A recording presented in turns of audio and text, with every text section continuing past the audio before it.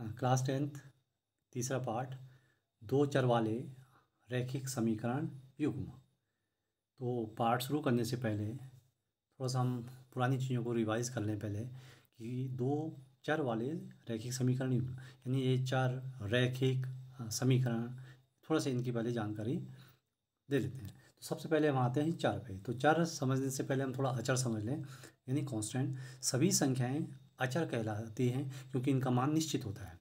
संख्या 1 2 3 चाहे वो 1/2 हो चाहे 0.5 हो, सब के सब कांस्टेंट हैं, अचर हैं, उनका मान हमेशा फिक्स है। चर तो बीजगणित में जो संख्याएं होती हैं, तो संख्याओं की जगह हम प्रतीकों का प्रयोग करते हैं x y z, तो इनको हम चर कहते हैं, वेरिएबल, क्योंकि इनका मान निश्चित नहीं है, हमें नहीं पता कि x का मान क्या है या y का क्या है, तो इनको चर कहते हैं। उसके बाद आते हैं हम गुणांक पे, कोफिशिएंट।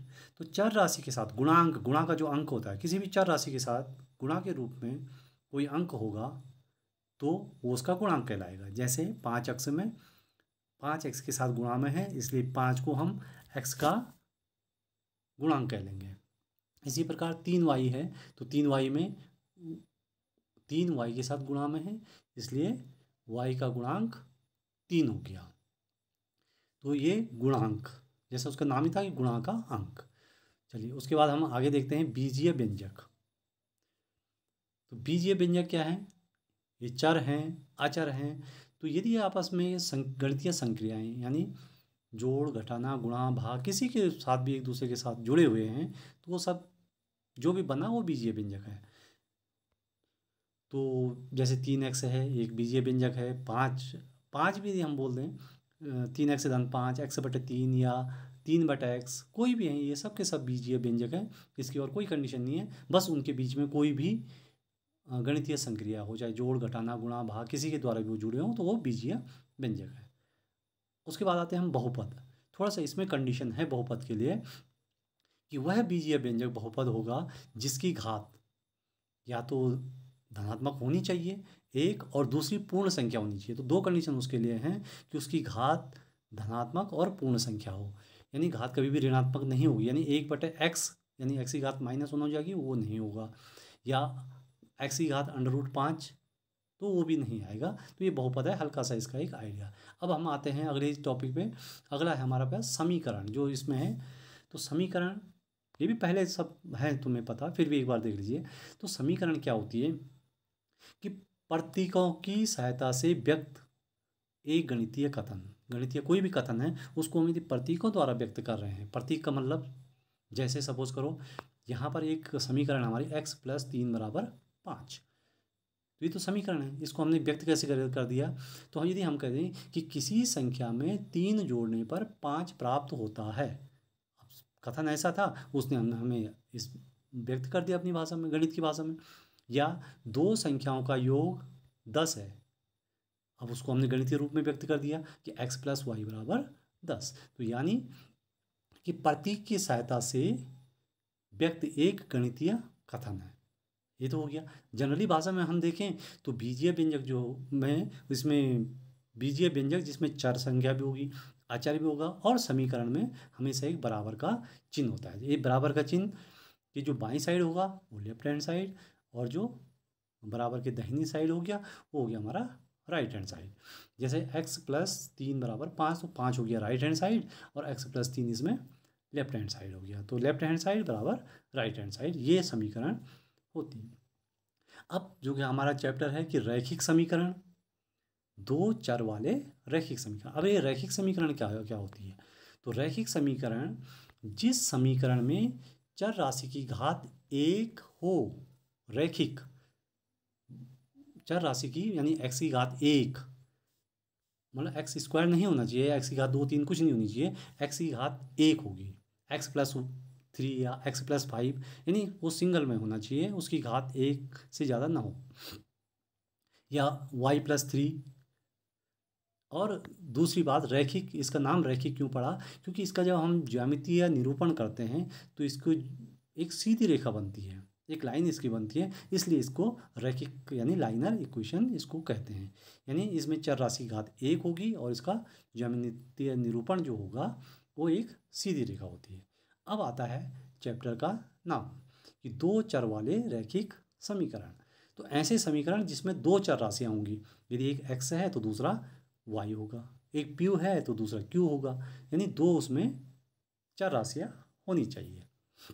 तो ये चैप्टर का पूरा नाम हो चुका है कि दो चर वाले रैखिक समीकरण युग्म, और युग्म का मतलब होता है जोड़ा, यानी समीकरण यदि दो चर राशियाँ हैं तो समीकरण भी दो होंगी।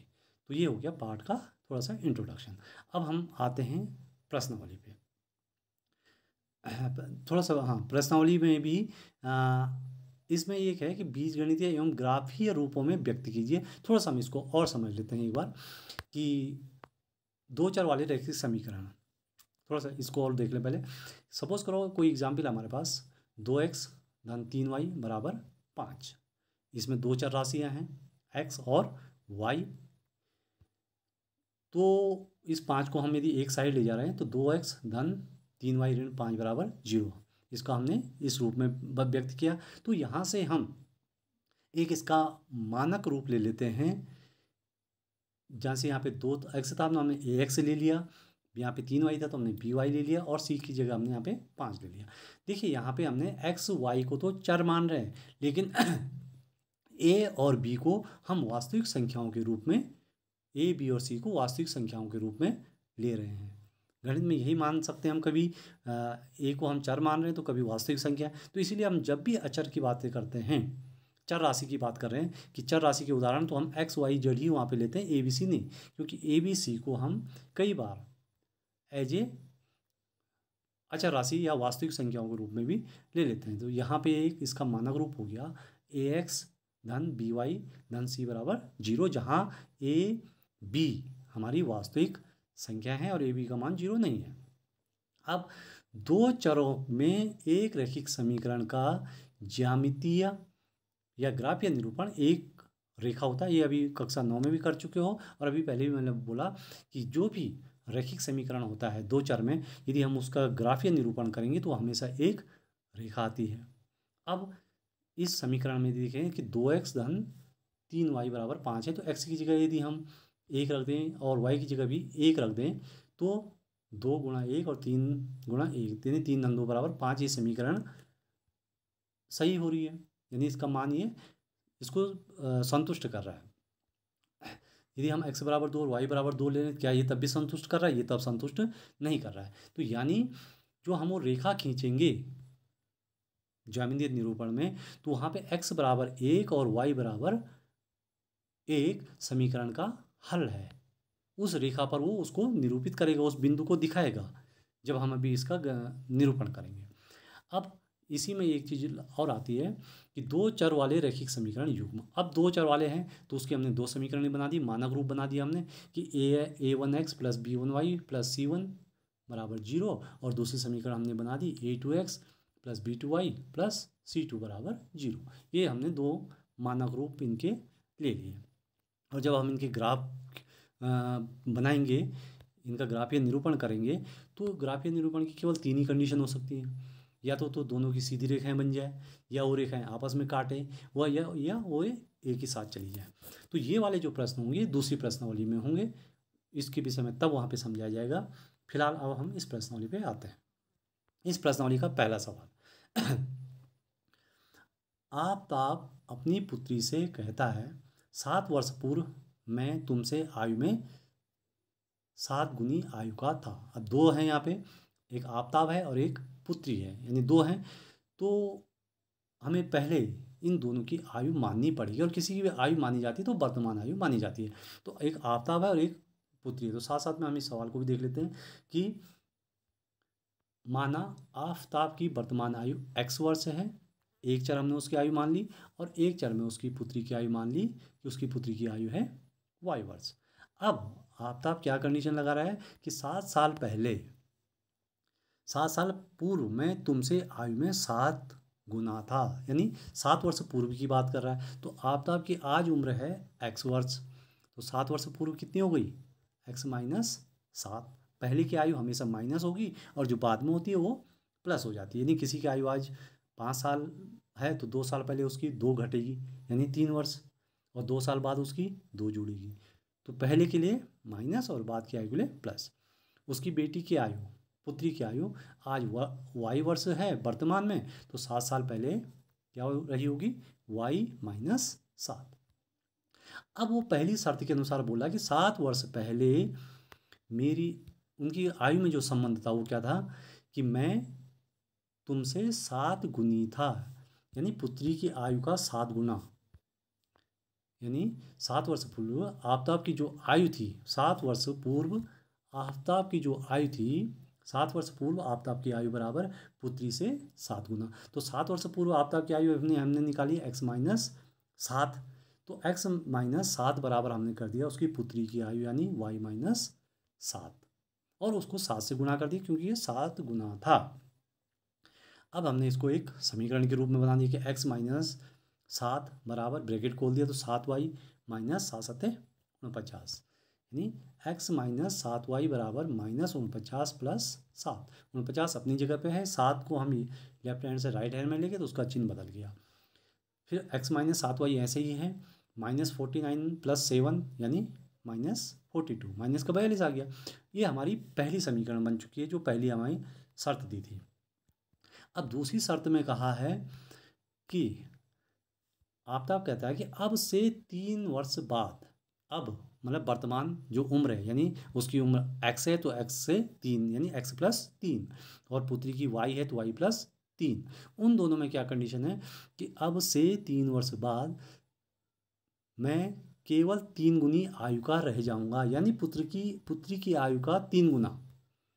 पुत्री की आफ्ताब की आयु जो होगी वो होगी पुत्री की आयु को 3 से गुणा, तो 3 वर्ष बाद आफ्ताब की आयु होगी x प्लस 3, पुत्री की आयु हो गई y प्लस 3, और 3 गुना, उनमें संबंध है कि 3 गुना हो जाऊंगा इसलिए हमने 3 से गुना कर दिया। तो समीकरण हो गई x धन 3 बराबर 3y धन 3 3 9। फिर हम एक साइड x धन y अपनी जगह पे है, 9 अपनी जगह पे कोई चिन्ह 3 इधर से इधर ले गए तो उसका चिन्ह ऋणात्मक हो गया। तो ये समीकरण बन गई x ऋण 3y बराबर 6। ये दूसरी समीकरण भी बन गई। तो एक हमारा पूरा हो गया कि हमने इसको गणितीय रूप में समीकरण इसकी बन गई। पहला भाग यही था उसका कि इनको इस स्थिति को बीजगणितीय एवं ग्राफीय रूप में व्यक्त करो। तो बीजगणितीय रूप यानी ये दोनों समीकरणें बन चुकी हैं, ये तो हो गया बीजगणितीय रूप।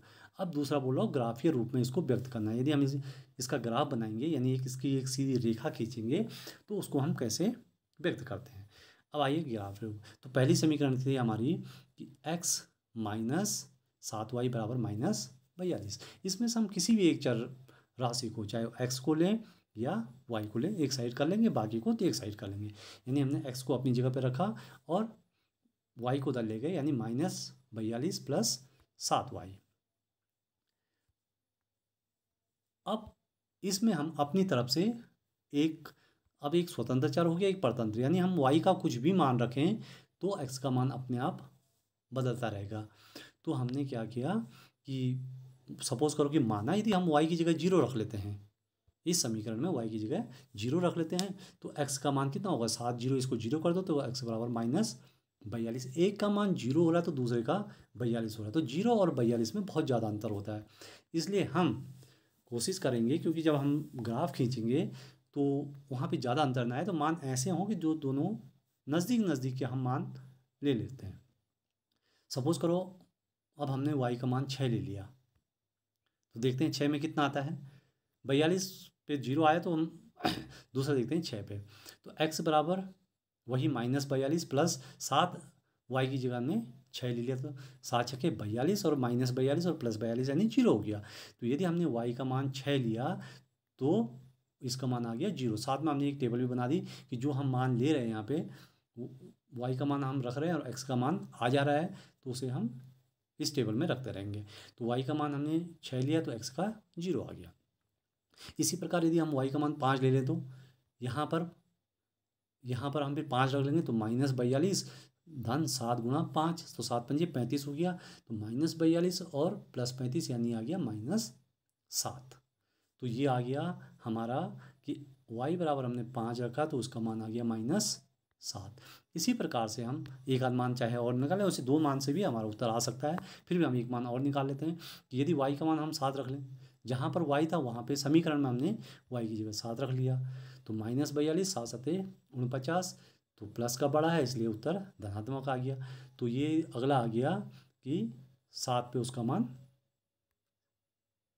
7 आ गया, -7 आया, y बराबर 5, और 7 पे का प्लस का 7 आ गया, 7 पे +7 मान आ गया। तो एक हमने पास एक मान हो गए काफी मान कि 1 2 3 4 मान हमने निकाल दिए हैं। तो इनमें से हम 2 या 3 2 मानों से ही एक रेखा बन जाती है, 2 बिंदुओं से ही हम रेखाखंड खींच सकते हैं। तो 2 या 3 का यूज हम कर लेंगे। इसी प्रकार हम दूसरी समीकरण ले रहे हैं, x - 3y बराबर 6। x सिंगल है इसलिए हमने x को लेफ्ट साइड में रख दिया, बाकी को हम राइट साइड ले गए कि 6 और 3y उधर गया तो धन 3y। अब इस y का मान फिर चेंज करते रहो, फिर y बराबर हम पहले 0 ही रख रहे हैं, तो x बराबर 6, ज़्यादा बड़ा नहीं है, ठीक है चल जाएगा। फिर y की जगह हमने 1 रख दिया, तो 3 एकम 3, 6 और 3 9 हो गया। इसी प्रकार हमने y का मान -1 करके भी देख लेते हैं, माइनस प्लस मान में भी।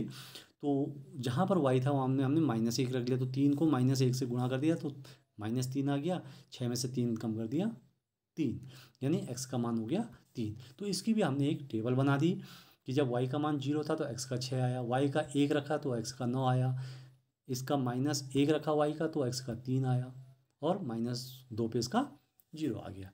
अब यही मान, इसी मानों से हम इसको ग्राफ में निरूपित करेंगे।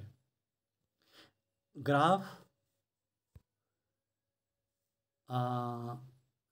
पेज, ये शायद आप 9th में कर चुके हो इस काम को, इसलिए फिर भी हम एक देख रहे हैं कि पहला मान हमारे पास, ये हम पहला मान देख रहे हैं कि जब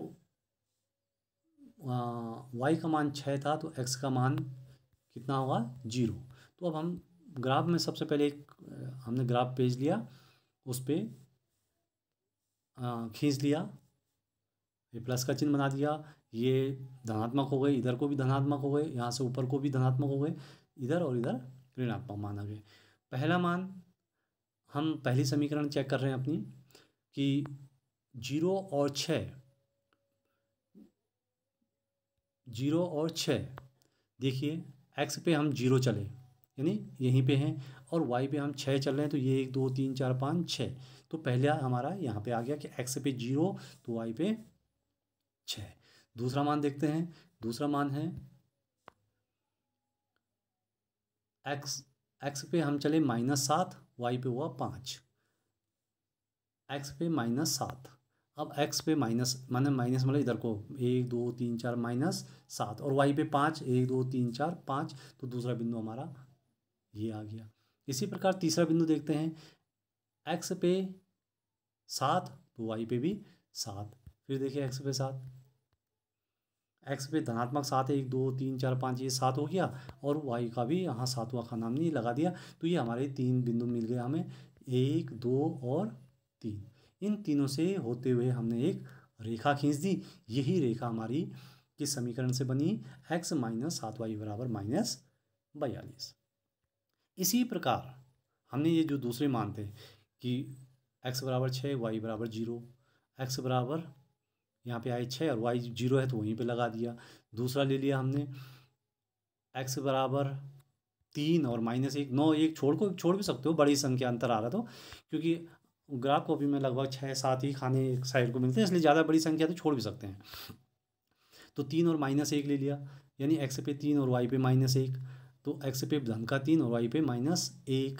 इसी प्रकार हमने तीसरा बिंदु भी लगा दिया, इन बिंदुओं को मिलाती हुई रेखा सीधे खींच दी। तो ये भी एक, जब बिंदु मिलेंगे तो अपने आप ही सीधी रेखा आ गई, क्यों, इसीलिए इसका नाम भी रैखिक समीकरण है।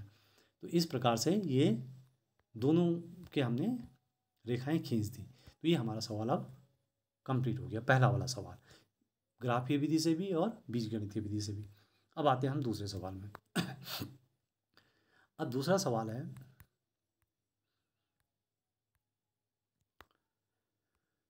क्रिकेट टीम के एक कोच ने 3900 रुपये में 3 बल्ले और 6 गेंद खरीदे। अब इसमें फिर 2 चीज़ें हो रही हैं, एक है बल्ला और एक है गेंद। बाद में उसने एक और बल्ला तथा उसी प्रकार की 3 गेंदें 1300 रुपये में खरीदी। इस स्थिति को बीजगणितीय और ग्राफीय रूपों में, दोनों रूपों में फिर इसको भी व्यक्त करना है। तो दो चीज़ें हैं इसमें, एक बल्ला है और एक बॉल है। तो हम दोनों की कीमत मान लेंगे क्योंकि हमें उनकी कीमत नहीं पता है, इसलिए मान लिया हमने कि बल्ले की कीमत और गेंद की कीमत को हम मान लेंगे और उनकी संख्या के हिसाब से उसको गुणा कर लेंगे। तो अब देखें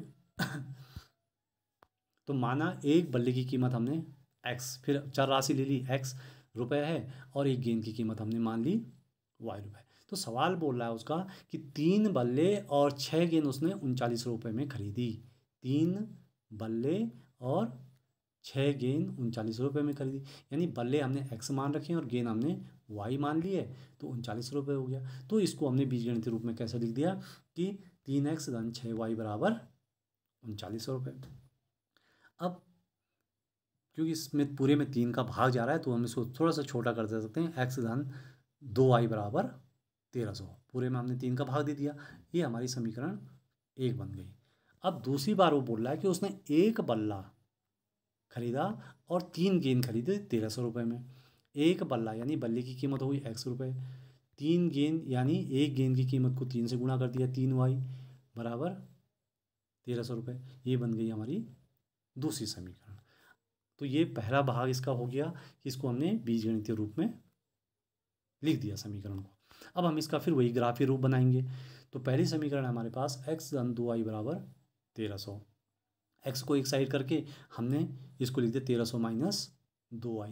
फिर हम इसमें भी y के मान कभी 0, 1, 2, 3 कुछ भी रखते रहेंगे, उसके हिसाब से x के मान आते रहेंगे। फिर हम उसके लिए फिर ये टेबल बना देते हैं। अब यहाँ पे 1300 है, बड़ी संख्या है, फिर हमने शुरुआत वहीं से करी कि y का मान हमने 0 रख दिया, तो यहाँ पे y की जगह 0 रख लिया तो 0 हो गया, तो इसका मान आ गया 1300। अब एक का 0, एक का 1300, बहुत ज़्यादा अंतर है, तो अंतर को कम करने के लिए हमने y का मान और ज़्यादा बढ़ा दिया। तो y का मान हमने 100 कर दिया, तो 100 दूनी 200, जब y की जगह 100 रखा तो 100 गुना 200, तो 1300 में से 200 कम कर दिया तो 1100। अब यहाँ पे दोनों के मान लगभग निकट आ गए, एक का 100 है तो एक का 1100 है, अभी भी 11 का अंतर है। फिर और आगे देखते हैं, y बराबर 500, तो 500 में देखिए क्या होता है, 5 दूनी 10, 1000 हो गया। तो 1000 होने के बाद 1300 में से 1000 करें तो 300। ये मान बहुत नज़दीक आ गए दोनों के, कि एक का 500 और एक का 300, तो ये बहुत सही मान मिला। इसलिए हम 500 के ही आसपास एक आध मान और चेक कर लेते हैं ताकि ग्राफ में और आसानी बन जाए हमें। कर तो हम 1300 वाले को भी सकते हैं, लेकिन आसानी से ग्राफ जो बन जाए ऐसा कुछ नहीं। अगली बार हमने ले लिया y बराबर 400, तो 4 दूनी 800, 13 में से 800 कर दें 500, ये भी नज़दीक आ गया। इसी प्रकार से हमने ये मान ले लिया y बराबर 600, 600 में वो आ गया 100। तो ये मान हमारे पास आ गए कि हमने y का 500 लिया तो x का 300 आया, 400 लिया तो 500 आया, और 600 लिया तो इसका 100 आ गया। हमने एक टेबल बना दी। इसी प्रकार अब हम दूसरी टेबल बनाएंगे।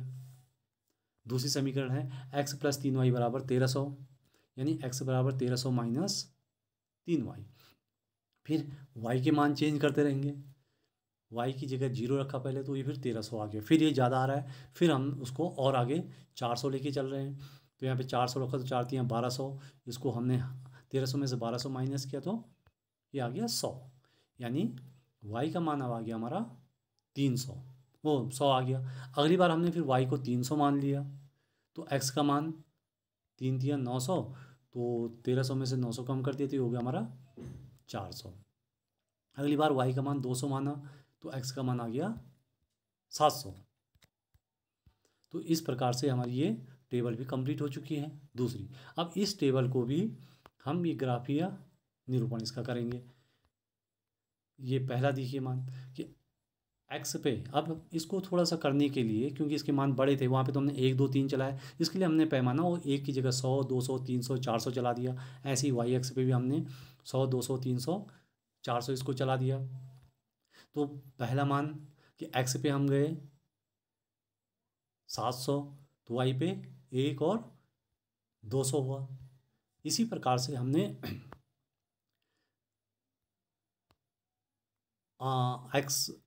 x पे 300 है तो y पे 500 है। x पे 300, देखिए x पे 300, 100 200 300, और इस पे गए हम सीधे 500। तो इसी प्रकार से हमने इन एक एक करके दोनों कि जो बिंदु हमें मिले हैं हमने वो बिंदु यहाँ रखे, उनसे इस लाइन खींची तो वो भी एक सीधी रेखा आ गई और ये भी एक सीधी रेखा, दोनों की एक एक सीधी रेखाएं आ गई। हम किसी भी समीकरण को लेते हैं, उनके यदि हम इस प्रकार से ये बिंदु निकालते हैं और इन बिंदुओं को ग्राफ पे पॉइंट करते हैं तो ये हमेशा ही एक सीधी रेखाएं आएंगी। तो इस प्रकार से दूसरे सवाल का भी आंसर निकल गया। इनको हमने मिलाती हुई रेखा खींची सीधी, आगे पीछे जहाँ तक जा रही है, तो ये इसका आंसर आ गया। इसी प्रकार अभी एक तीसरा सवाल भी है, तुम इसी तरह से उस सवाल को भी अपने आप कोशिश कर सकते हो। ओके।